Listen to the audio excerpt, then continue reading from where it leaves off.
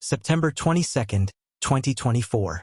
A blind girl in an expensive private school uniform wandered into a construction zone in downtown Atlanta, completely disoriented, while dozens of people simply stepped around her like she was invisible.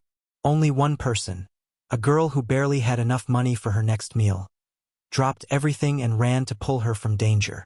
But when the truth about why everyone ignored her came out, would it destroy the only friendship either of them had ever known? The autumn sun beat down on Peachtree Street as the lunch crowd surged forward.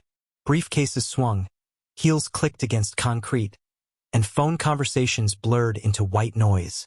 No one noticed the girl standing at the corner of the construction site, her white cane tapping frantically against the metal barrier.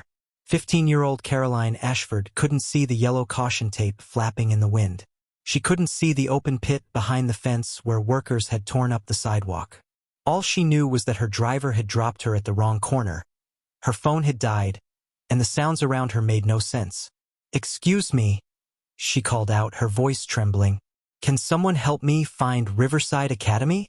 A businessman brushed past her shoulder without breaking stride. Two women in yoga clothes sidestepped her cane, their conversation never pausing. A teenager filming a video for social media panned his camera toward her, laughed, and kept walking. Caroline's heart hammered. The traffic sounds were wrong. Too close, too loud. She took a step forward, and her cane hit the air where the sidewalk should have been. Across the street, 16-year-old Keisha Mills had been watching. She stood outside Bailey's corner store with a bag of clearance bread in one hand and her last $3 clutched in the other. Her school uniform, a gray polo from Washington Heights Public, was faded and too small, the hem fraying at her wrists.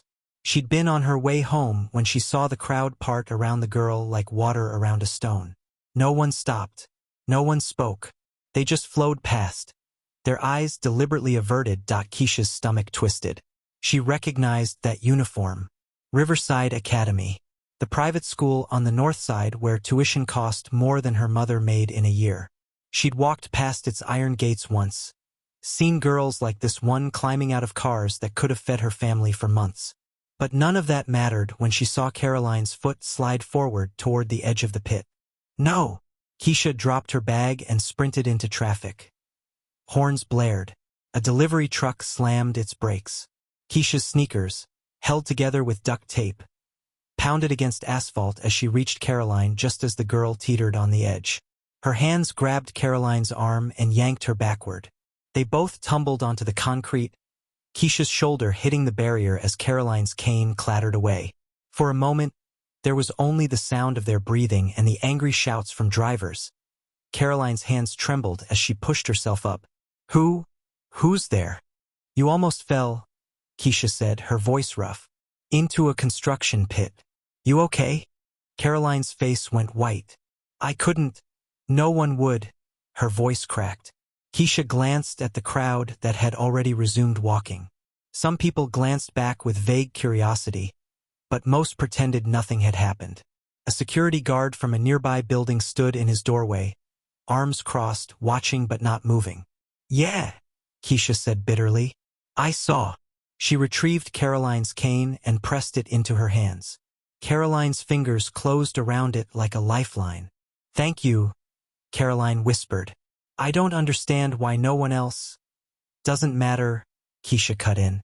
She looked at Caroline's uniform, at the designer bag hanging from her shoulder, at the expensive sunglasses perched on her head. Everything about this girl screamed money and privilege. And yet she'd been as helpless as anyone Keisha had ever seen.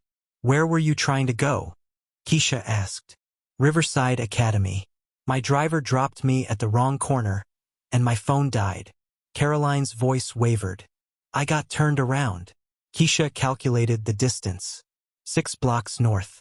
She thought about the bread waiting on the sidewalk, probably kicked into the gutter by now. She thought about her mother waiting at home, wondering why she was late. Then she thought about what would have happened if she'd kept walking like everyone else. "Come on," Keisha said. "I'll take you." Caroline's head turned toward her voice, surprise flickering across her face. "You don't have to." "Yeah, I do." Keisha took Caroline's elbow gently. "Because apparently nobody else will." The walk to Riverside Academy took 20 minutes. Keisha guided Caroline through the crowded sidewalks, calling out obstacles before they appeared. Curb coming up. Now there's a bike rack on your right. Okay. Straight ahead for 10 steps. Caroline moved with increasing confidence, her cane sweeping in rhythm with Keisha's warnings. "You're good at this," she said quietly. "My aunt lost her sight when I was 10, Keisha replied. "Diabetic retinopathy. I used to walk her to church every Sunday. They turned on to Maple Ridge Boulevard, and the city transformed. Manicured lawns replaced cracked pavement. Trees arched overhead like cathedral ceilings. The iron gates of Riverside Academy rose before them, topped with gold letters that gleamed in the afternoon sun. A security guard stepped forward, his hand raised. "School hours are over. What's your business?" "I'm returning as a student," Keisha said evenly. The guard's eyes swept over her faded uniform, lingering on the duct tape holding her sneakers together. "Caroline Ashford? Your mother's been calling. She's frantic." Caroline's face tightened. "I got lost. This girl saved me from falling into a construction pit downtown." The guard's expression didn't change. He pressed a button on his radio. "Mrs. Ashford, your daughter's at the gate." He looked at Keisha. "You can go now." Keisha felt the dismissal like a slap. She started to turn, but Caroline's hand shot out, catching her sleeve. "Wait, what's your name?" "Keisha Mills." "I'm Caroline." She paused. Can I have your number? I want to thank you properly."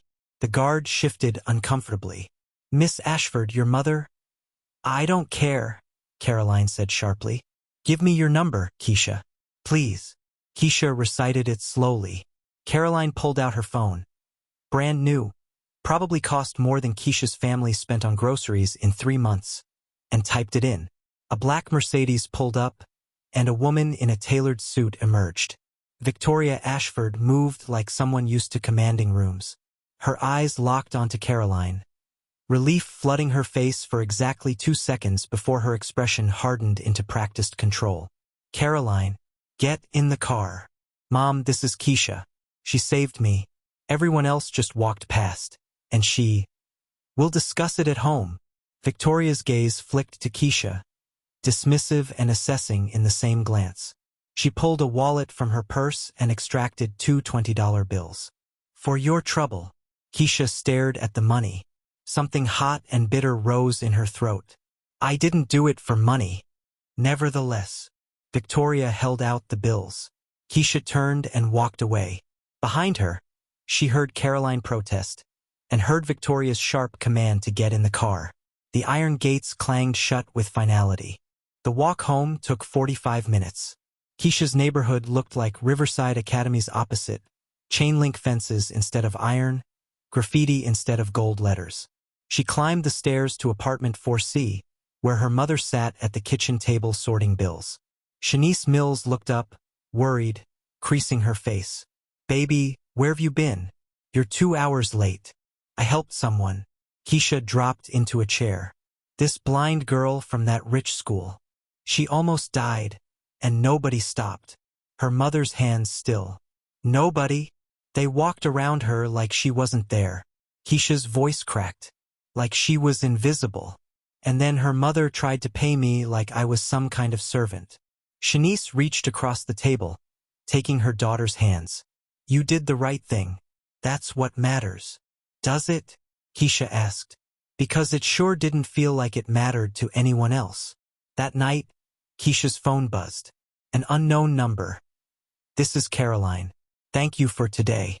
For seeing me when no one else did. Can we meet again?" Keisha stared at the message for a long time. Everything in her screamed to delete it, to forget about the girl from the other side of the city. But she remembered Caroline's trembling voice, the way her foot had hung over that pit, the desperate gratitude in her face. She typed back. When? They met at Piedmont Park on Saturday morning. Keisha arrived early, sitting on a bench near the lake, watching joggers and dog walkers pass by. She'd almost canceled 3 times, her finger hovering over the delete button. What did she have in common with a girl who lived behind iron gates? But then she remembered Caroline's hand gripping her sleeve, the desperate plea in her voice. "Can I have your number, Keisha?" She turned. Caroline stood 10 feet away, her cane sweeping cautiously. Today she wore jeans and a simple sweater, no designer bag, no expensive sunglasses. Her driver stood by a black sedan at the curb watching. "I'm here." Keisha stood, then caught herself. At the bench, straight ahead, maybe 8 steps. Caroline smiled and walked forward confidently. When she reached the bench, she sat down with visible relief. "I wasn't sure you'd come. Almost didn't," Keisha admitted. "Because of my mother." Caroline's voice was quiet. "I'm sorry about that. She's protective. And sometimes that comes out wrong. She tried to pay me off." "I know." Caroline turned toward her. "She thinks money fixes everything. That's how her world works." Keisha studied Caroline's face, looking for traces of her mother's coldness. But all she saw was genuine embarrassment. "Your world too, isn't it? I guess." Caroline was quiet for a moment. "Can I tell you something? That day at the construction site wasn't the first time people ignored me. It happens all the time. They see the cane, and they either treat me like I'm fragile or like I'm invisible. You were the first person who just acted. Like I was a person who needed help, not a problem to avoid." Keisha felt something shift in her chest. She'd spent the week angry at Caroline's world, but she hadn't considered that Caroline might be trapped in it too. "Why do you want to meet?" Keisha asked. "Because I'm tired of only knowing people who were chosen for me," Caroline said. "My mother picks my tutors, my therapists, my appropriate friends from appropriate families. You're the first person I chose." The driver's radio crackled. He shifted near the car, clearly uncomfortable with how far away Caroline sat today. "He's going to have a heart attack," Keisha said. "Your bodyguard." "He's not a bodyguard. Just a driver." Caroline grinned. "But yes, Howard worries. He's supposed to stay within 10 feet at all times. It must be exhausting, being watched constantly." "You have no idea." Caroline's smile faded. "I lost my sight 3 years ago. Retinitis pigmentosa. It was gradual, then sudden. One day I could see shapes and colors, and the next, nothing. My mother's response was to build a fortress around me. Private school, private transportation, private everything. I'm not allowed to take the bus or walk anywhere alone. She says it's for my safety." "Is it?" Keisha asked. "Maybe. Or maybe she's just terrified of what people will think if something happens to me." Caroline's voice turned bitter. Her blind daughter. Proof that even money can't buy perfection. Keisha had never thought about it that way. She'd assumed Caroline's life was easy, cushioned by wealth. But maybe there were different kinds of prisons. "Want to walk?" Keisha offered. "I mean, if Howard doesn't tackle me." Caroline laughed. "He might, but let's try anyway." They stood, and Keisha took Caroline's elbow. Howard immediately moved closer, his jaw tight, but Caroline waved him off. 20 feet, Howard. "I'm fine." They walked along the lake path. Keisha described what she saw. The ducks fighting over bread, the couple taking selfies, the old man flying a kite. Caroline listened with an intensity that made Keisha choose her words carefully, painting pictures with detail she'd never considered before. "The water's gray-blue today," Keisha said. "Like storm clouds, but calmer. And there's a kid over there in a red jacket throwing rocks. His mom's yelling at him, but he's not listening." "What kind of red?" Caroline asked. "Like fire truck red. Bright. The kind that hurts your eyes if you stare too long." Caroline smiled. "I miss red. It was always my favorite color. I can still remember it, but sometimes I worry I'm remembering it wrong." "You're not," Keisha said softly. "Trust me. This kid's jacket is aggressively red." They found a spot away from the crowds and sat on the grass. Howard maintained his distance, though his unease was visible. "Can I ask you something?" Caroline said. "Why'd you help me that day? You didn't know me, and based on my uniform, you probably assumed I was just another rich girl who wouldn't give you the time of day." Keisha pulled up grass blades, considering. "My aunt, the one who lost her sight, She told me something once. She said the hardest part wasn't the darkness. It was the way people disappeared. Friends stopped calling. Family members got uncomfortable. People would rather cross the street than figure out how to talk to her. She said she'd never felt more invisible than after she went blind. That's exactly it, Caroline whispered. So when I saw you standing there, and everyone just flowed around you, Keisha shook her head. I couldn't be one of them. I couldn't just walk away. Even though I'm from Riverside? Even though my mother's awful? You're not your mother, Keisha said. And Riverside's just a building. You're Caroline, the girl who almost fell into a pit and somehow still trusted a stranger to help her. Caroline's eyes glistened. I haven't had a real conversation like this in 3 years. Everyone's either too careful around me or too uncomfortable. You just talk to me like I'm normal. You are normal. You just can't see. Most people don't get that distinction. They sat in comfortable silence for a while. A breeze rippled across the lake, carrying the scent of cut grass and distant barbecue. What's your school like? Caroline asked. Washington Heights? Keisha snorted. Nothing like Riverside. We've got metal detectors at the entrance and textbooks held together with tape. Half the computers don't work, and the gym ceiling leaks when it rains. But the teachers care. Most of them anyway. Do you like it? The school. But yeah, I guess I do. My friends are there. We don't have much, but we look out for each other. I wish I had that, Caroline said quietly. Friends who chose me, not connections my mother arranged. You've got one now, Keisha said before she could stop herself.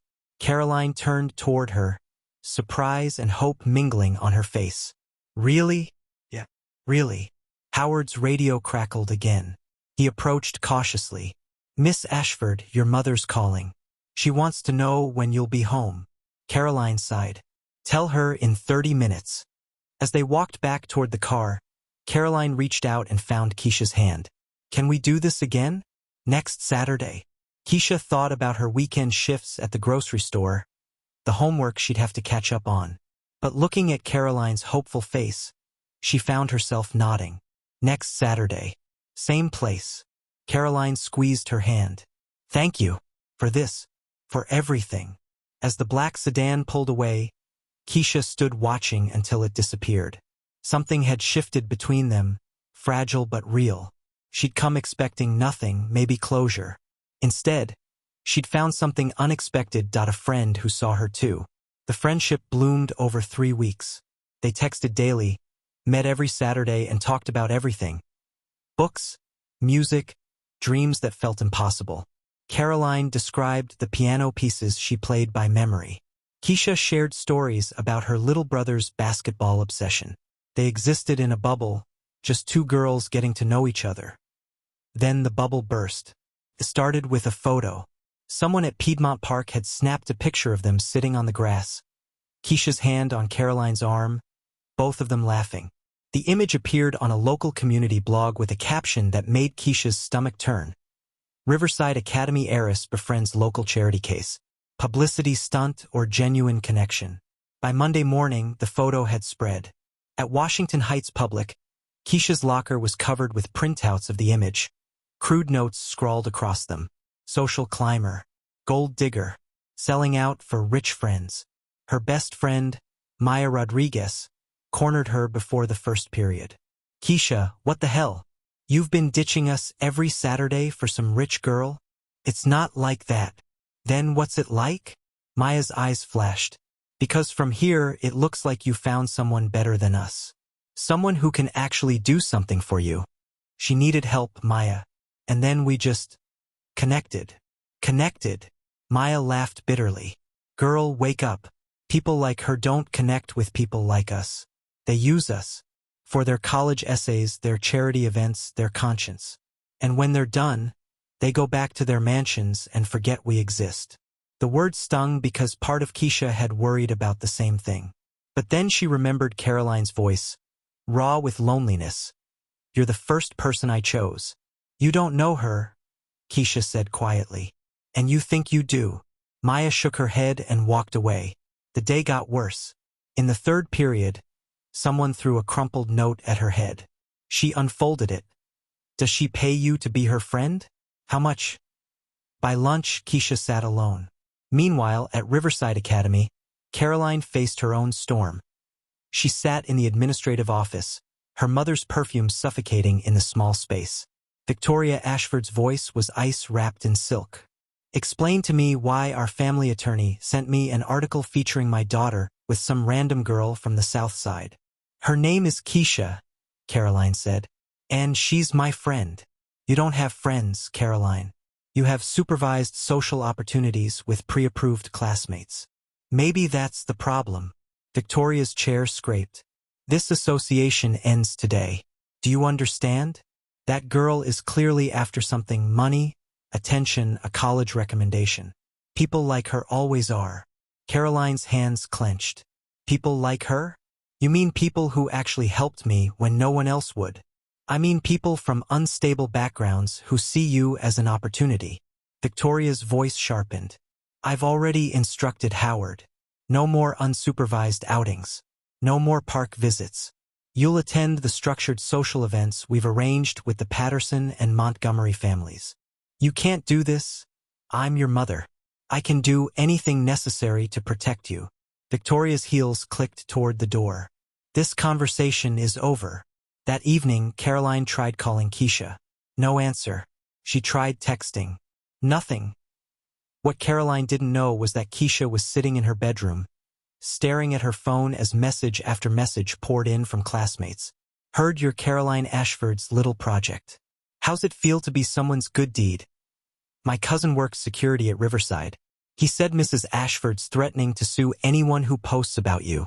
Guess they're embarrassed. You really think she sees you as equal? Wake up. Keisha's mother knocked softly. Baby, talk to me. You've been in here for hours. I made a mistake, Mama. Keisha's voice cracked. I thought she was different, that we were actually friends. But everyone's right. Why would someone like her want someone like me? Shanice sat beside her daughter, pulling her close. Did she say that? Did Caroline treat you badly? No, but her mother did, and everyone else does. Maybe they see something I don't want to. Or maybe, Shanice said gently, they're scared of what they see. Two girls from different worlds finding common ground. That threatens people's neat little boxes. Makes them uncomfortable. It's not worth it, Mama. The looks, the comments, people at school turning on me. Her phone buzzed. A text from an unknown number. This is Howard, Miss Ashford's driver. She asked me to tell you her mother has forbidden contact. She's sorry. She tried to fight it but couldn't. She wanted you to know it wasn't her choice. Keisha stared at the message. So that was it. Victoria Ashford had won. She'd severed the connection with the efficiency of someone cutting a bad investment. But then another text came through, this time from Caroline's number. I'm not giving up. Meet me Wednesday after school. Corner of Highland and Baker. Come alone. Please. Keisha's finger hovered over the keyboard. Every rational part of her screamed to delete the message, to protect herself. Maya was right. People like Caroline didn't stay friends with people like her. The world didn't allow it. But she remembered Caroline's trembling hand reaching for hers in the park. The way her face lit up when Keisha described the color red. The loneliness they both understood. She typed back, I'll be there. The next day at school, Keisha endured the whispers with her head high. During lunch, she walked past Maya's table and felt her former friend's gaze burning into her back. But she didn't stop. In AP History, her teacher, Mr. Chun, asked her to stay after class. Miss Mills, I couldn't help but notice the tension around you lately, the picture that's been circulating. Keisha's stomach dropped. Sir, I'm not here to lecture you. Mr. Chun leaned against his desk. I'm here to remind you that sometimes the most courageous thing we do is refuse to let others define our relationships. If this friendship is real, if it matters to you, don't let gossip destroy it. The world's going to try.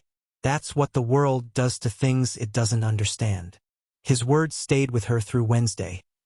When the final bell rang, Keisha slipped out the side entrance, avoiding Maya and the others. She walked the 12 blocks to Highland and Baker, her heart hammering with each step. Caroline was already there, standing near a bus stop. No driver, no Howard, just Caroline with her cane, head tilted as if listening for Keisha's footsteps. "You came," Caroline breathed when Keisha approached. "How'd you get here?" "I learned the bus route. I practiced it with my orientation trainer without telling my mother." Caroline's smile was nervous but triumphant. "First time I've been alone outside in 3 years." Keisha felt tears prick her eyes. "Your mother's going to lose her mind." "Probably, but I had to see you. Had to tell you that whatever she said, whatever anyone's saying, it's not true. You're not a charity case. You're not a project. You're my friend, the only real one I have. Everyone at my school thinks I'm using you. Everyone at your school thinks you're slumming with me. Your mother wants me gone. My best friend won't even look at me." Keisha's voice shook. "Maybe we should just..." "Don't." Caroline reached out, found Keisha's hand. "Don't let them win. Please. I've spent 3 years letting my mother make every decision because I was scared. Scared of the dark. Scared of being helpless. Scared of proving I couldn't handle life. But you showed me I could. You treated me like I was capable. Like I was worth the risk. Caroline? I'm not giving up on you," Caroline said fiercely. "I don't care what it costs. You're worth fighting for." Car turned the corner. A black sedan. Howard's face was visible through the windshield, expression grim. "I have to go," Caroline whispered. "But this isn't over. Don't disappear on me, Keisha. Promise me." Keisha squeezed her hand. "I promise." As Howard helped Caroline into the car, his face registered something between disapproval and reluctant respect. Before closing the door, he looked at Keisha. "For what it's worth," he said quietly, "I've never seen her this determined about anything. You're good for her." The car pulled away, and Keisha stood alone on the corner, the weight of the world pressing against the fragile hope building in her chest. The war wasn't over. It was just beginning. The breaking point came on a Friday afternoon. Victoria Ashford had done her research. She sat across from Principal Hammond at Washington Heights Public, her designer handbag resting on the scarred wooden desk between them. The principal shifted uncomfortably in his chair, clearly unused to visitors who arrived in chauffeured cars. "Mrs. Ashford, I'm not sure what you expect me to do." "I expect you to protect your students from predatory behavior," Victoria said smoothly. "My daughter is vulnerable, visually impaired. This Mills girl has inserted herself into Caroline's life, and I have reason to believe there are ulterior motives." "Ulterior motives?" Principal Hammond frowned. "Ma'am, Keisha Mills is one of our most promising students. Honor roll, volunteers at the community center, helps support her family, which is precisely why she'd target someone like Caroline." Victoria opened her phone, displaying the park photo. "This relationship is inappropriate. I'm asking you to intervene. Speak to Miss Mills. Make it clear that continued contact with my daughter will have consequences." "What kind of consequences?" Victoria's smile was cold. "I'm on the board of the Atlanta Education Foundation. We provide significant funding to schools in need. It would be unfortunate if Washington Heights lost that support due to institutional negligence." Principal Hammond's face went pale. "You're threatening to defund our school because 2 teenagers are friends? I'm protecting my daughter. How you choose to handle that is up to you." Keisha was called to the principal's office during the 7th period. She walked in to find Principal Hammond looking exhausted. His tie loosened, stress evident in every line of his face. "Sit down, Keisha." She sat, her stomach churning. "What's this about?" "Caroline Ashford's mother was here today." He rubbed his temples. "She wants you to end your friendship with her daughter." "She can't. She can do a lot of things." His voice was heavy, "including pulling funding that keeps this school running. The computers you use, the after-school programs your brother attends, the tutoring center. All funded by grants Mrs. Ashford influences." Keisha felt the air leave her lungs. "So what are you saying?" "I'm saying that I'm being put in an impossible position. I don't want to ask this of you, but I have 800 students who need resources. and one parent with the power to take it all away. He looked at her with genuine regret. I can't tell you what to do, but I need you to understand what's at stake. Keisha walked home in a daze. The autumn air bit at her face, but she barely felt it. Victoria Ashford had found the perfect pressure point. Not Keisha herself, but everyone around her. Her school, her brother's programs, the community that depended on that funding. When she reached her apartment, her mother was waiting. One look at Keisha's face told her everything. Baby, what happened? Keisha explained. With each word, she watched her mother's expression harden. That woman came to your school. Shanice's voice shook with fury. Threatened your principal? She didn't technically threaten. She just made it clear what would happen if I don't walk away from Caroline. That's a threat. Shanice stood, pacing the small kitchen. That's exactly what that is. Maybe she's right, Mama. Keisha's voice broke. Maybe I should walk away. It's not worth hurting the whole school. All those kids who need those programs. Stop. Shanice knelt in front of her daughter. Listen to me. What did that woman do today? That's power being used to crush people, to keep them in their place. And if you walk away because she threatened you, you're teaching her, and everyone watching, that money always wins. But what about the other students? It's selfish to put my friendship above their needs. Is it? Shanice asked. Or is it brave to stand up and say that human connections matter more than money? That you can't buy people's choices? She gripped Keisha's hands. I won't tell you what to do. This is your decision. But know this. I'm proud of you no matter what. And those programs? We'll find another way. We always do. That night, Keisha's phone buzzed. Caroline, my mother told me what she did. I'm so sorry. I had no idea she'd go that far. If you need to walk away, I understand. But I need you to know. I'm not walking away from you. Ever. Keisha stared at the message for a long time. Then she typed, Meet me tomorrow. Your house. 10 a.m. My house? Keisha, my mother will, exactly. See you at 10. Saturday morning. Keisha stood at the gates of the Ashford estate. The house beyond was massive, all white columns and manicured gardens.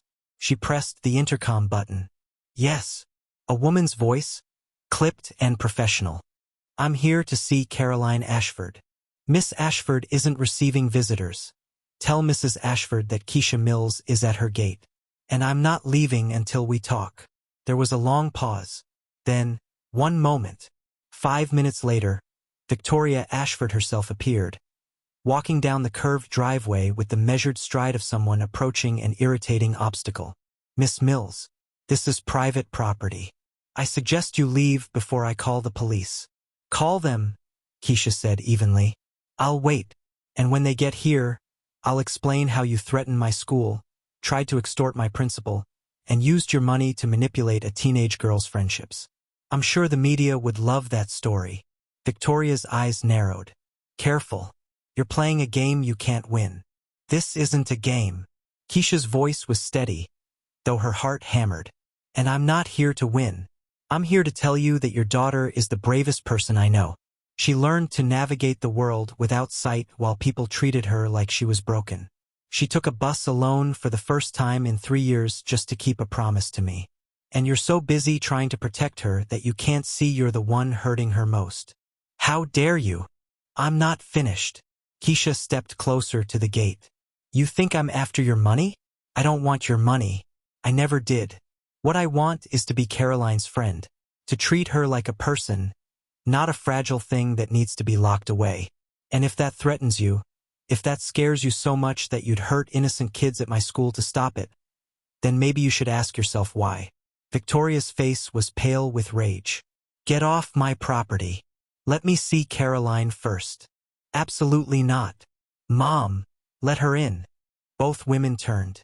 Caroline stood on the front steps, her cane in one hand, her chin raised. She must have slipped out when the argument started. Caroline, go inside, Victoria commanded. No. Caroline walked forward, her steps sure despite the unfamiliar outdoor terrain. Keisha came all this way. The least we can do is talk like civilized people. This is not your decision. Yes, it is. Caroline's voice carried a strength that made even Victoria pause. I'm 15 years old, and I'm blind, not incompetent. I've let you make every choice for me since I lost my sight because I was scared. But I'm not scared anymore. Keisha showed me that I don't have to be. She's manipulating you. She saved my life. Caroline's shout echoed across the perfect lawn. And then she became my friend. Not because of who you are or what we have. Because of who I am. She's the only person in 3 years who's treated me like I'm worth knowing for myself. Victoria looked between them, her control slipping. You don't understand what people like her want. People like her? Caroline's voice went cold. You mean people who work hard? Who takes care of their families? Who helps strangers without expecting anything in return? She turned toward Keisha's voice. My mother thinks everyone has an agenda. She can't imagine someone might care about me just because. Keisha felt tears burning. Caroline, I'm not done. Caroline faced her mother again. You can threaten her school. You can try to buy her off or scare her away. But you can't make me stop caring about her. And if you force me to choose between her friendship and your approval, I choose her. The silence that followed was deafening. Victoria Ashford stood frozen, her carefully constructed world cracking before her eyes. Finally, she spoke, her voice tight. You would throw away everything. Your security, your future, your family's name. For this girl? I would throw it away to stop being your prisoner, Caroline said quietly. I'd rather have one real friend than 100 approved connections. And if you can't understand that, then maybe you're the one who needs to change, not me. Victoria turned and walked back toward the house without another word. But she left the gate open. Caroline found Keisha's hand. I meant every word. I know. Keisha's voice shook. Your mother's going to make your life hell. Probably. But at least it'll be my life, not the one she scripted for me. Caroline smiled. Besides, I have you now. That makes it worth it. As they stood together at the gates of the Ashford estate, Keisha realized something profound. This wasn't just about friendship anymore. It was about two girls refusing to let the world tell them who they could be or who they could love. And that was worth fighting for. The confrontation at the Ashford estate changed everything. Victoria didn't speak to Caroline for 3 days.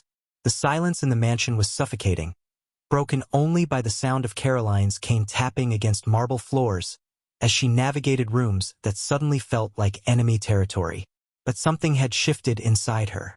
For the first time since losing her sight, she wasn't afraid of the darkness or the silence. She'd found her voice, and no one could take it away. On Tuesday afternoon, Caroline did something she'd never done before. She called a rideshare, programmed the address into her phone's accessibility app, and left the estate alone. No Howard, no permission, just Caroline and her cane and a determination that felt like fire in her chest. She arrived at Washington Heights Public as school was letting out. The building was nothing like Riverside. Cracked steps, faded paint, the sound of metal detectors beeping as students poured through the exits. She stood near the entrance, listening to the chaos of voices, lockers slamming, someone's radio playing hip-hop. Caroline. She turned toward Keisha's stunned voice. Surprise. What are you? How did you? Keisha grabbed her arm, pulling her away from the crowd. Does your mother know you're here? No, and I don't care. Caroline's smile was fierce. I wanted to see your world. Really see it. Well, you know what I mean. Students slowed as they passed, staring at the blind girl in designer clothes standing outside their school. Whispers rippled through the crowd. That's her, the Ashford girl, the one Keisha's been seeing. Maya appeared, her expression unreadable. She looked Caroline up and down, then turned to Keisha. You're full of surprises lately. Maya, this is Caroline. Caroline, Maya. My best friend. Former best friend, Maya corrected, but her voice lacked its earlier edge. She studied Caroline with open curiosity. So you're the one causing all the drama. I didn't mean to cause drama, Caroline said. I just wanted a friend. Yeah, well, you picked one who has enough problems without adding rich girl complications. But Maya's expression softened slightly. Though I'll admit it takes guts to show up here. Most Riverside kids wouldn't set foot in this neighborhood. I'm not like most Riverside kids. Clearly. Maya glanced at Keisha. Does your mom know about this? Probably by now, Caroline said. Howard tracks my phone. I'd guess I have about 20 minutes before he shows up. Then let's not waste them. Keisha took Caroline's elbow. Come on. They walked through the neighborhood, Keisha describing everything. The corner store where she bought bread. The community center where her brother played basketball. The small library where she'd spent countless hours studying. Caroline listened with an intensity that made every detail feel important. It's loud here, Caroline observed. Not like my neighborhood. There, everything's quiet, controlled. Here, it's alive. Loud and alive, Maya said, walking alongside them. That's one way to put it. Broke and struggle is another. Maya, Keisha warned.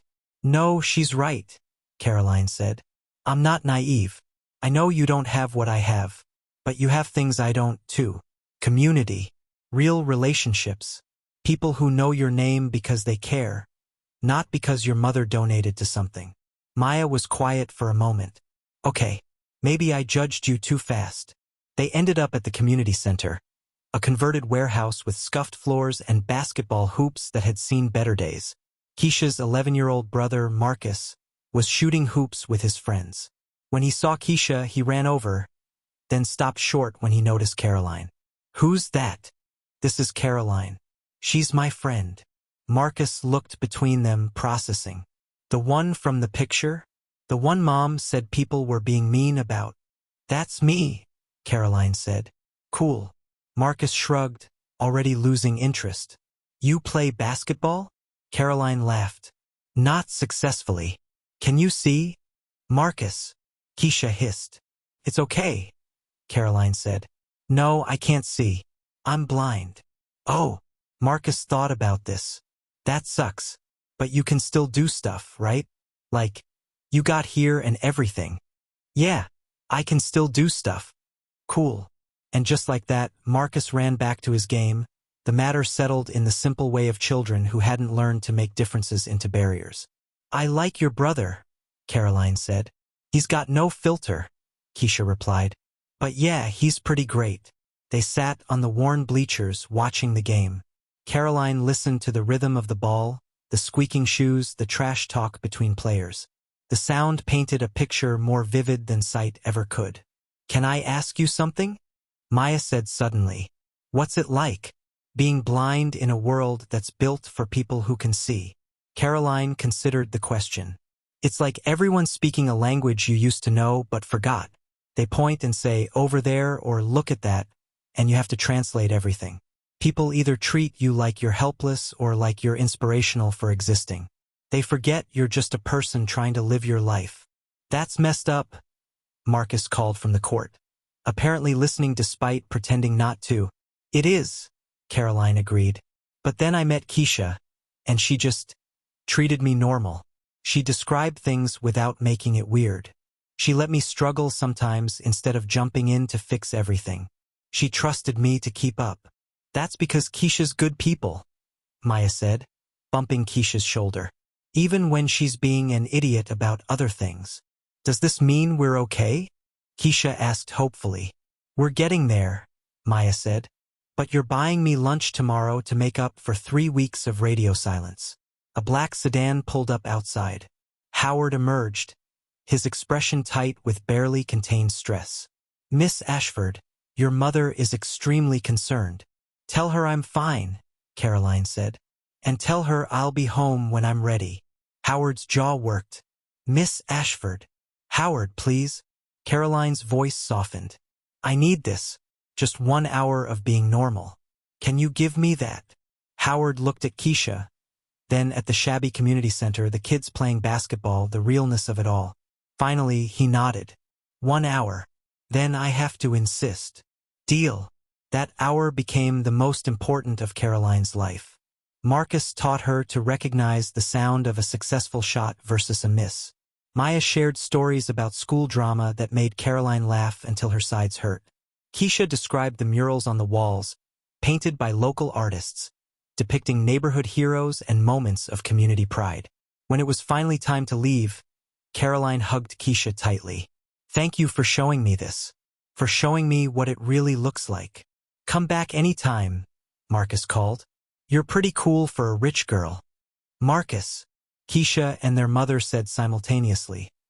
But Caroline just laughed. "I'll take that as a compliment." On the drive home, Howard glanced at her in the rearview mirror. "Miss Ashford, if I may, you seem different today." "I feel different," Caroline admitted. "I feel like myself." "Your mother won't be pleased."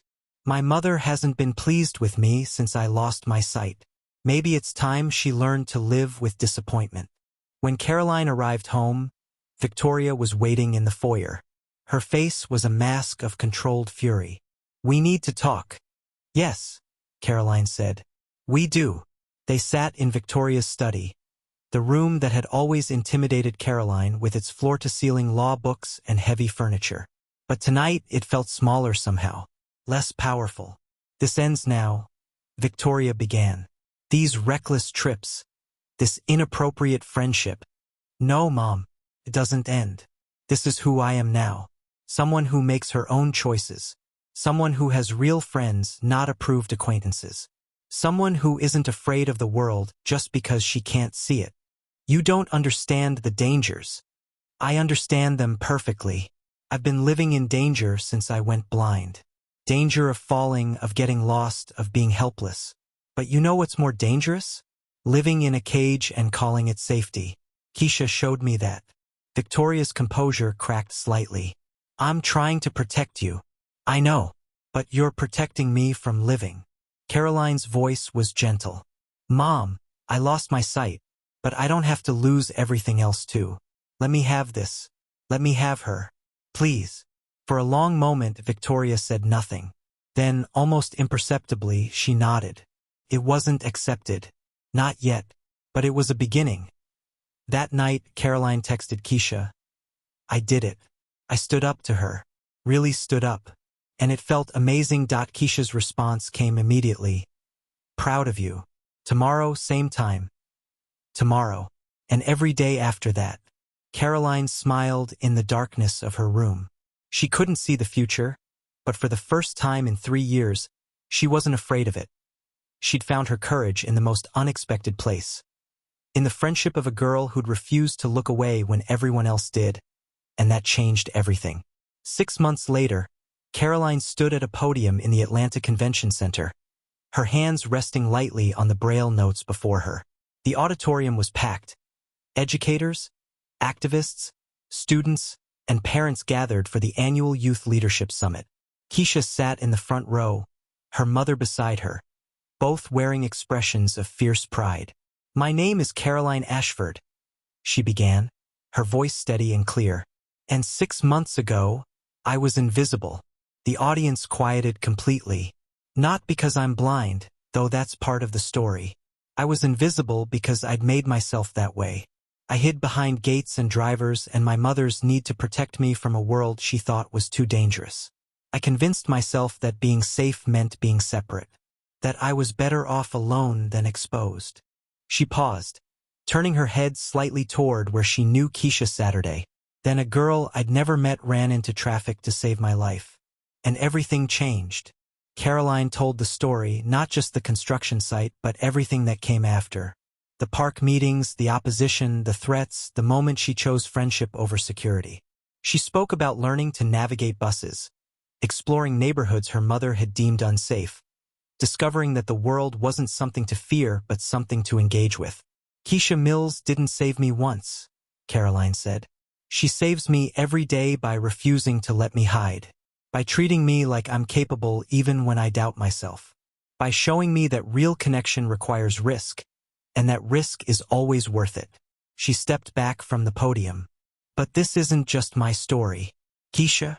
Keisha rose, her hands trembling slightly as she climbed the steps to the stage. They'd practiced this moment, but standing before hundreds of people still made her heart race. "I didn't think I was saving anyone that day," Keisha said into the microphone. "I just couldn't walk past someone who needed help. But what I didn't realize was that Caroline would save me too. She described her own transformation, how Caroline's friendship had challenged her assumptions about privilege and connection, how defending that friendship had taught her to stand up for what mattered, how their bond had opened doors she'd never imagined. 3 weeks ago, I received a full scholarship to Emory University, Keisha said, her voice thick with emotion. It came from a foundation I'd never heard of. When I asked about it, I learned that Caroline had written an essay about our friendship for a national youth leadership competition. She won. And instead of keeping the prize money, she established a scholarship fund for students from underserved communities. The audience erupted in applause. Caroline reached for Keisha's hand, and they stood together as the sound washed over them. But the real story wasn't happening on stage. In the audience, Victoria Ashford sat with her arms crossed, her face carefully neutral.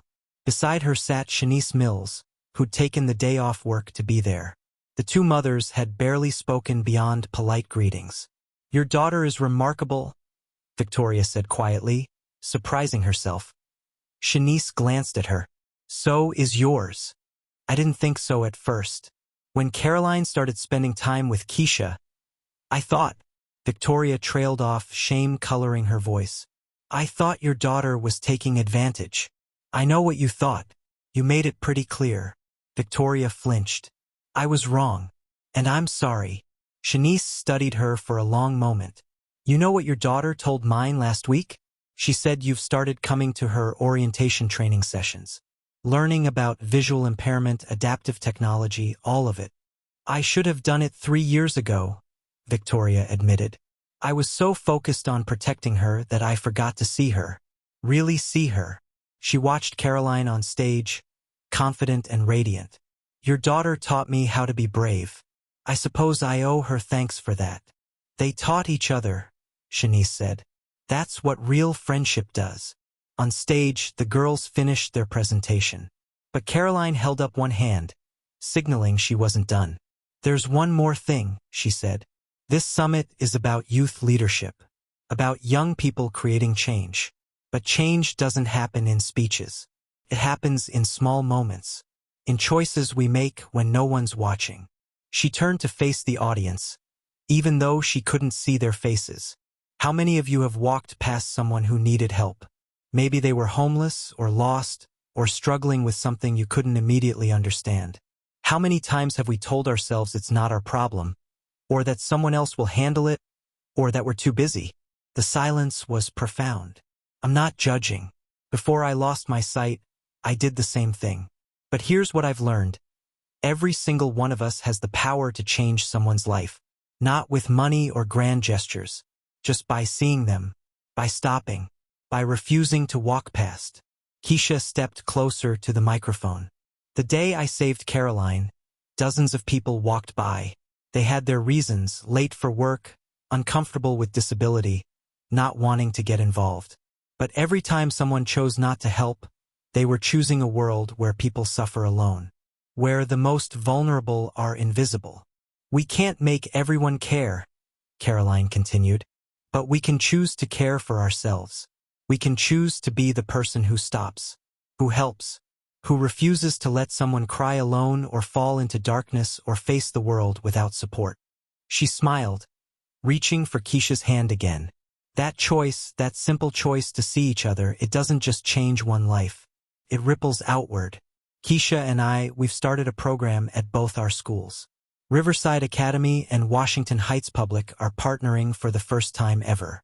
Students will mentor each other across communities, learning from different experiences, breaking down the walls that keep us separate.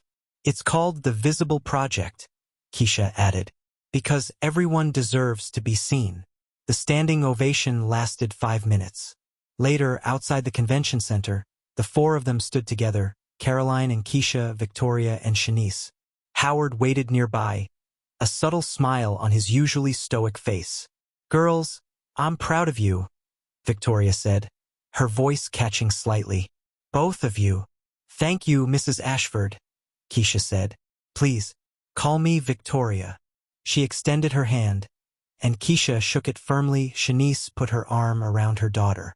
"What you two started today, it's going to change lives. It already has, Caroline said softly. As they parted ways, Keisha and Caroline walked toward the parking lot together, their steps in sync after months of practice. You know what's funny? Keisha said.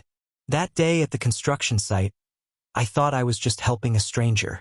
I never imagined that a stranger would become the most important person in my life. I never imagined someone would actually stop, Caroline replied. But you did, and you kept stopping. Every single time I needed someone, you were there. That's what sisters do. Caroline stopped walking. Sisters. Yeah. Keisha squeezed her hand. Family isn't just blood. It's the people who choose you, who will fight for you, who refuse to let you face the world alone. That's us. Caroline's eyes glistened. That's us. They stood together in the fading afternoon light, two girls from different worlds who'd built a bridge between them, a bridge that dozens of students would now cross, following the path they'd carved. 3 months later, the Visible Project had expanded to 12 schools across Atlanta. Students who'd never met were forming friendships, sharing stories, discovering that their differences made them stronger, not weaker. Maya Rodriguez became one of the program's most passionate advocates, recruiting participants and organizing events.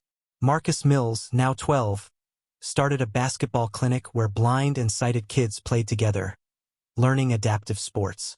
Even Howard got involved, offering free transportation for students whose families couldn't afford the trip between neighborhoods. But the real legacy wasn't measured in numbers or programs. It was measured in moments. A boy helping a classmate in a wheelchair navigate the cafeteria instead of walking past. A girl inviting the new student with broken English to sit with her at lunch. A teenager stopped to ask if the elderly woman on the corner needed directions instead of assuming someone else would help. Small choices. Quiet kindness. The decision to see instead of look away. 1 year after that day at the construction site, Keisha and Caroline returned to the exact spot where they'd met. The pit had been filled in, the sidewalk repaired. You couldn't tell anything dramatic had happened there. This is where everything changed, Caroline said. No, Keisha corrected gently. This is where we chose to change everything. There's a difference. Caroline smiled. You're right. We chose each other. And that choice changed the world. Not the whole world. Not yet. Give us time, Caroline said, grinning. We're just getting started. They walked away together. Two girls who'd learned that the most powerful force in the world isn't money or status or even sight. It's the courage to stop when everyone else walks past. It's the strength to see someone, really see them, and choose connection over comfort. It's the revolutionary act of refusing to let anyone suffer alone. And it starts with a single moment, a single choice. The choice to care.